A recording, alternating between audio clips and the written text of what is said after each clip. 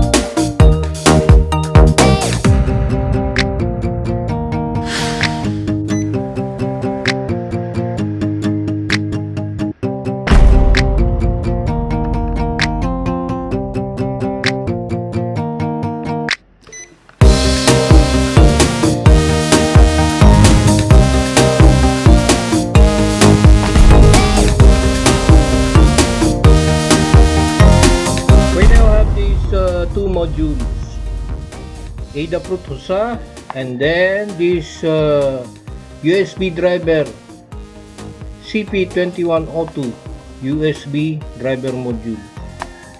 So we need this so that we can connect the Wi-Fi module into the computer. So we already know that driver for this board already installed, and we're now going to upload the code for our Wi-Fi so that we can turn on and off this module. To upload the code, we need to insert this to the USB, and then while inserting, we need to press this GPIO pin, this one, pressing it, and then insert the USB. Press, insert, hold, press, hold, insert. Okay, and then release. Now our module is in flash mode, or we can now upload the code.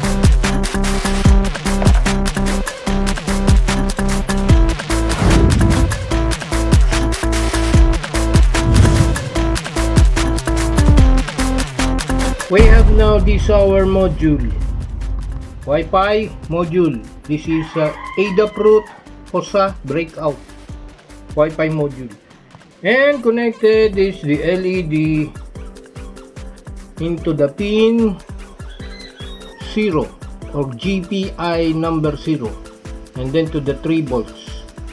So you can see here it is this one is connected not in a sourcing but a sinking current, because this GPIO number 0 is low. So this is low, set as low. Okay, since we are done with our uploading the code, we can now use a supply of 5 volts to our board. So we're not using the USB driver, we're using the supply using USB 5 volts, this power bank. Then we have now the circuit 5 volts connected to the Wi-Fi module, and then we're going to turn on and off this LED. How to do that? We are going to use a control, a cell phone.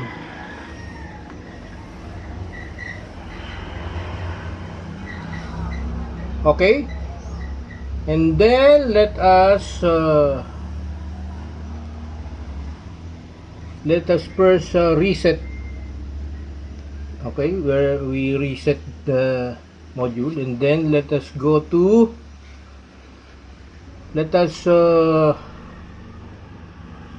to Wi-Fi, because we're going to use the Wi-Fi of this module, Wi-Fi function. Okay, so you can see here,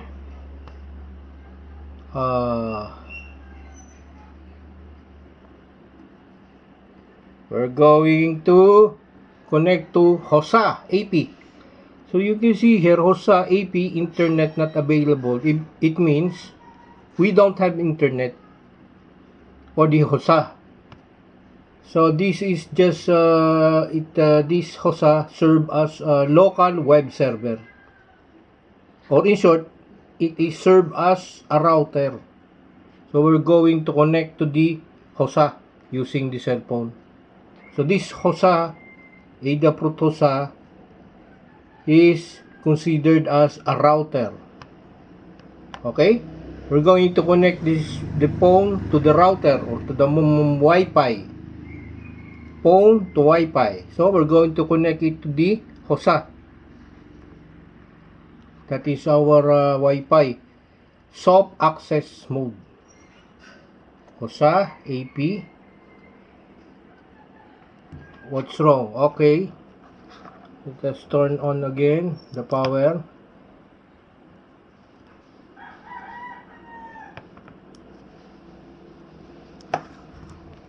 HOSA, where are you? HOSA, we have now the power. HOSA, checking the quality of your internet connection. So when we connect our phone to the HOSA, since HOSA is served as a router or a Wi-Fi module, we connected to the HOSA but without internet, because this HOSA has no internet. Unlike our local server or local provider, GTSI, PLDT, Philippines, we have this internet. But here, HOSA, that serves now the router, don't have the internet. But the Wi-Fi is now connected. So we're going to connect it by using the web browser, Google. And then you can type here 192.168.4.1. That is an IP address. When we press that, we have now the control. When I press it, turns on the onboard LED and then the LED. The moment we press the button, interface, release, turns off. Press and hold, turns on, release, turns off. So the onboard LED is in synchronized with the external, because this external LED is connected as a source, as a sinking current, or the GPIO 0 is program, or we declare the code there as GPIO 0 is low. It is low, that's why LED is off. If LED is off, GPIO 0 is low. It's low logic. So again, turn on the power. Let us connect again to our Wi-Fi HOSA. For the first timer of using this Wi-Fi module, there is a password for this Wi-Fi module, which is in the code. So you can see the password in the code, and the name HOSA is from the code. So you can see here, if I press that, view more. So that is the IP address 192.168.4.2, or we're going to use that one. And then again, to the browser, first you need to go to Google or Chrome, then type this number 192.168.4.1. Wait, press that. We have now this is called the button interface, button user interface. Where did we get this? From the web browser. It is included in the code. So when I press it, turns on and off the LED with the use of.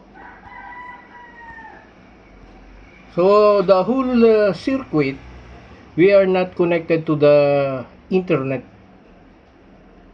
We are connected only to the Wi-Fi function of this module. Wi-Fi without internet, just Wi-Fi. Wi-Fi is a signal. Okay, so we're going to connect that again, or see, you can connect it again here.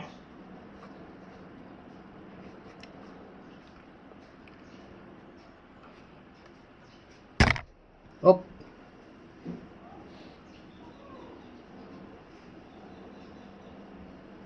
okay, connect only this time.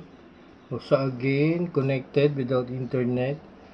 So our purpose is just to turn this LED on and off in synchronize with the board. If I'm going to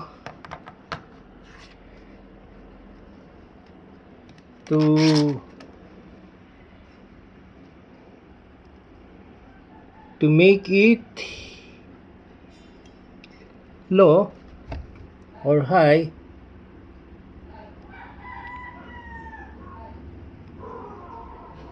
so you can see here, when the LED onboard is off, the output 0, GPIO 0 is high. So when I press let us connect again. Okay, connect.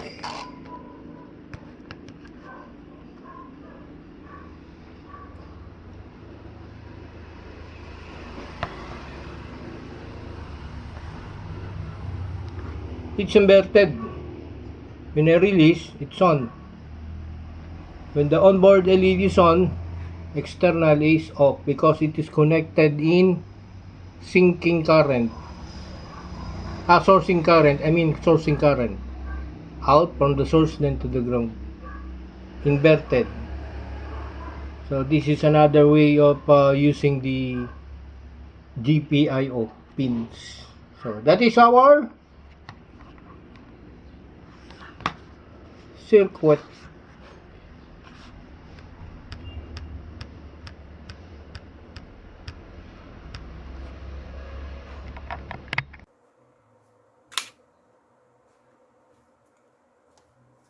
We now have this figure 1 USB driver CP2102 to Adafruit HOSA uploading code. So when we are uploading, we use this CP2102, that is USB driver, in order to connect to the PC so that we can upload the code for this HOSA. So we're using the USB driver. We're going to install that. We install that, this 2102, so that we can upload the code to the HOSA from PC to HOSA. TX connected to RX, TX, 5 volts, CP2102 to the B plus HOSA, ground to ground. That is the connection. When we going to upload the code, we're going to press the switch, this GPIO button, while inserting the USB, and then after inserting, we can now release the button so that it is now in the flash mode. We're now going to upload the code. First we install CP2102. After installing that, we're now going to upload the code. After uploading the code, we have now this Adafruit HOSA LED on off momentary schematic diagram. This is now the HOSA. We're using now 5 volts. Okay, this is power bank to the HOSA connected to B plus, then ground. The ground of this LED output is connected to the ground of HOSA. This is Wi-Fi module. Okay, and inside the board we have this red LED and then the blue LED on board this HOSA. This is the antenna for the Wi-Fi. Also here, antenna for the Wi-Fi. So our aim or objective is to turn on this LED red on board, at the same time the external LED. Okay. So when we have the smartphone, what is now the use of this HOSA? It serves as a router, local web server. So instead of using our home Wi-Fi, we are now establishing, or we set this HOSA as a router, or we call that soft access point,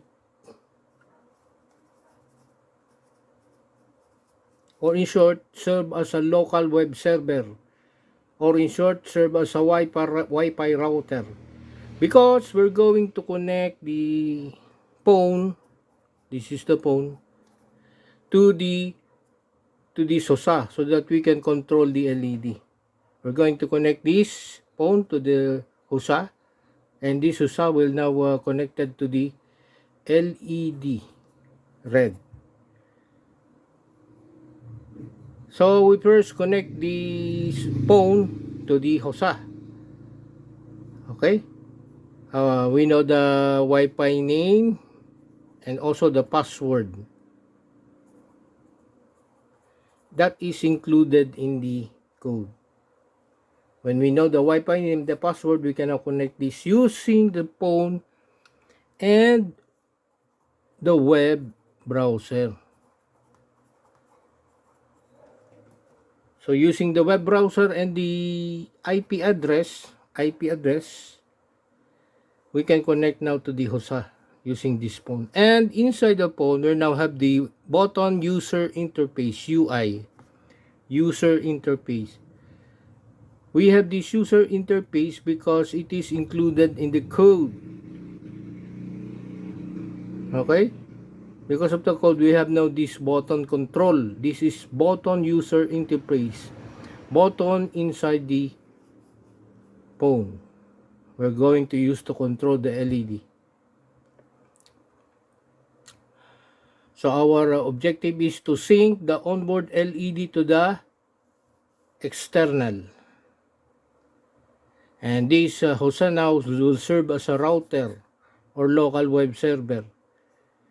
So we're not using a Wi-Fi with internet. We're using this with a Wi-Fi signal. This serves as now a router. This is now the transmitter, receiver, just like that. Receiver, transmitter, transmit, receive. And when we press the button here, or initially, LED is off. The red LED. onboard LED off. And what happened to, this is not the connection, the first connection. This is the first connection. LED is connected to 3 volts of the hosa, and then resistor LED, then to the output pin, or to the input output pin, GPIO pin. So this way current is flowing here and then to the LED. But since in our code this LED initially is off, and because our LED pulse is connected this way, this is a sinking current. This LED also turns off because the GPIO is programmed as high. So this LED will not turn on because it is connected to 3 volts of the hosa, then to the resistor LED, reverse bias. We're not using this. This is the first connection we made, wherein the LED is connected this way from 3 volts, the resistor, the LED, then to the GPIO 0. So the connection of red LED is inverted. If red LED that is on board is off, means off, it is low logic, and the output, and then GPIO pin, GPIO has number 0, is high. So it means there's a current that flows here. Since our connection to the LED is this way, there's a LED here, the resistor, then 3 volts, resistor, LED, then sinking current. This is not this one. That is the first connection we made. This is the situation. When I press the button, becomes now this red LED to turn high. High? It means LED now on board red is on. When press on, and this one now becomes low logic. So the current now flows from 3 volts to the resistor, to the LED, then to the inside the hosa. There is now this LED now turns on. So when the LED on board is on, the external LED also on. So in sync if we are connected this LED this way. 3 volts, then the positive or the resistor LED, and then entering to the hosa. That is a sinking current. Current flows from 3 volts down to the hosa. So when red LED is high, means on, the output now is low. So inverted. If the LED red or red LED is on, it means this GPIO pins is low. So that there's a current flows here. When red LED low, the GPIO pin low. If red LED is off, means it is low, GP now is high. So inverted. When red LED high, this is low. When red LED low, this is high. So when red LED on, the GPIO pin is low. But because this is low, there is a current flows into the LED. That's why this LED turns on. So onboard LED turns on at the same time with the external LED. That is the first case. But we're going to connect this LED this way. This is sourcing current. This is the second case We use this second connection the last time we use this. So when the LED is off, means low, what is the output? High. So when it's high, LED now turns on. This is our second case, second scenario. This is on. So that's why it is inverted. When the LED here is off, it becomes low. It turns. When red LED is off, means low, now it becomes high. No red LED. So when there is red LED on, when this is the connection, it means high. When this is high, this is low. And when this is low, current will not flow here. So this is off. So when this is on, this is off. And when this is on, this is on. Off. On, off. Off, on. On, off. Then invert. Well, if we're going to connect the LED this way, if this is on, still on. This is off, still off. So we use this connection. Sinking current. This one is sourcing. We're not using this. We're using this. So that when we press the button here, momentary, when we press it and hold, LED turns on, because LED is going to flow the current here. And when you release it, it will turn off. So that is the connection of our momentary switching. It always the inversion or the inverted. When this is low or no lights, LED off, this is now become high, and this is high, LED now turns on. If this is on, means high, becomes now low here. If this is low, LED now turn off. So always the inversion if we're going to use this connection.